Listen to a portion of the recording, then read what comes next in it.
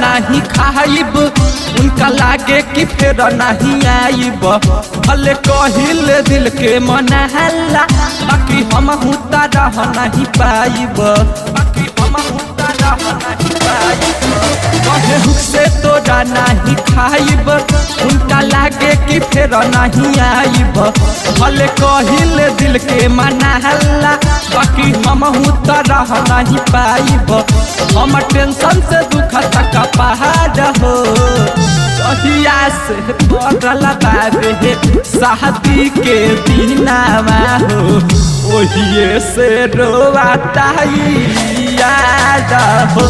ये सखी हो जहिया से सुनले बाबे होता बिया हो रोवाता पगला हो मारा हो।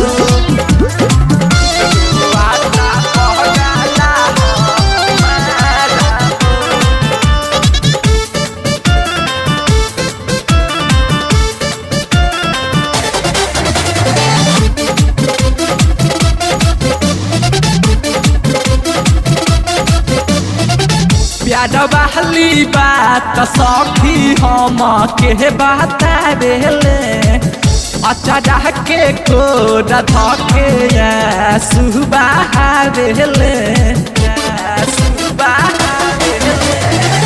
प्यार वाली बात सखी हम के बता देले अचारा के कोड धके सुबह देले। कहे जिंदगी हो जाई बेकार हो जहिया से बदल बाबे शादी के दिनावा हो ओहिए से रोवाता याद हो।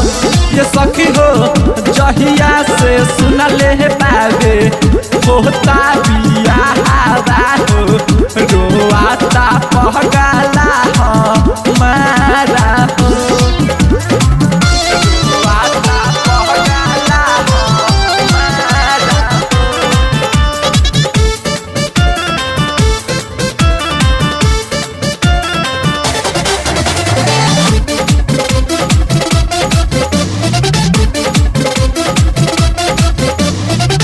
मोहनू के तेजी कैसे जहाई बसा सुदामा हो रफता गरन जैसे लागेला डहरावा हो लागेला डहरावा।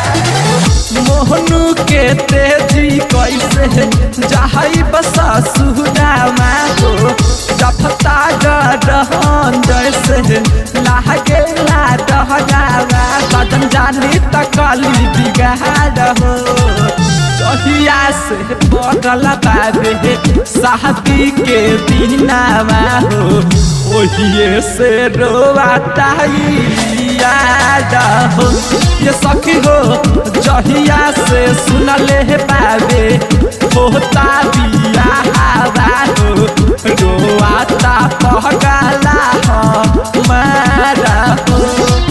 कहे हुक से तोरा नहीं खाइब उनका लागे कि फिर नहीं आइब। भले कहिले दिल के मनाला बाकी हम हुता रह नहीं पाइब।